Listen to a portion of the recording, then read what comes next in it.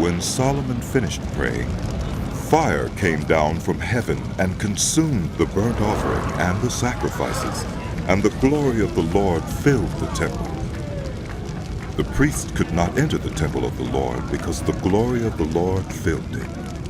When all the Israelites saw the fire coming down and the glory of the Lord above the temple, they knelt on the pavement with their faces to the ground, and they worshipped and gave thanks to the Lord, saying, He is good.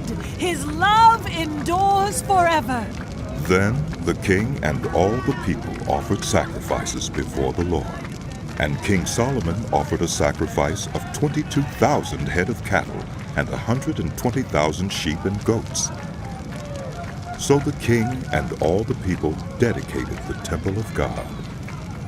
The priests took their positions, as did the Levites, with the Lord's musical instruments, which King David had made for praising the Lord, and which were used when he gave thanks, saying, His love endures forever.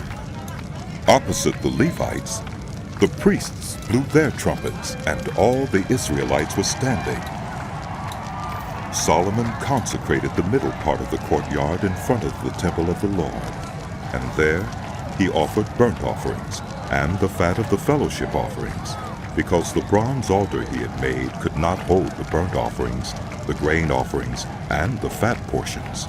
So Solomon observed the festival at that time for 7 days, and all Israel with him. A vast assembly, people from Lebo-Hamath to the Wadi of Egypt. On the 8th day they held an assembly, for they had celebrated the dedication of the altar for 7 days, and the festival for 7 days more. On the 23rd day of the 7th month, he sent the people to their homes, joyful and glad in heart for the good things the Lord had done for David and Solomon, and for his people Israel. When Solomon had finished the temple of the Lord and the royal palace, and had succeeded in carrying out all he had in mind to do in the temple of the Lord and in his own palace, the Lord appeared to him at night and said, I have heard your prayer and have chosen this place for myself as a temple for sacrifices. When I shut up the heavens so that there is no rain, or command locusts to devour the land, or send a plague among my people, if my people, who are called by my name, will humble themselves and pray and seek my face and turn from their wicked ways, then I will hear from heaven, and I will forgive their sin and will heal their land. Now my eyes will be open and my ears attentive to the prayers offered in this place. I have chosen and consecrated this temple so that my name may be there forever. My eyes and my heart will always be there.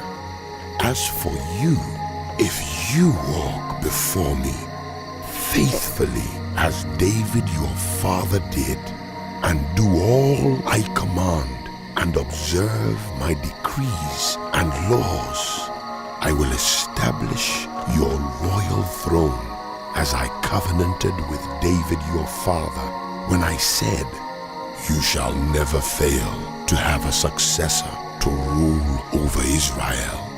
But if you turn away and forsake the decrees and commands I have given you, and go off to serve other gods and worship them, then I will uproot Israel from my land, which I have given them, and will reject this temple I have consecrated for my name. I will make it a byword and an object of ridicule among all peoples. This temple will become a heap of rubble. All who pass by will be appalled and say, Why has the Lord done such a thing to this land and to this temple? People will answer, Because they have forsaken the Lord, the God of their ancestors, who brought them out of Egypt, and have embraced other gods, worshiping and serving them. That is why he brought all this disaster on them.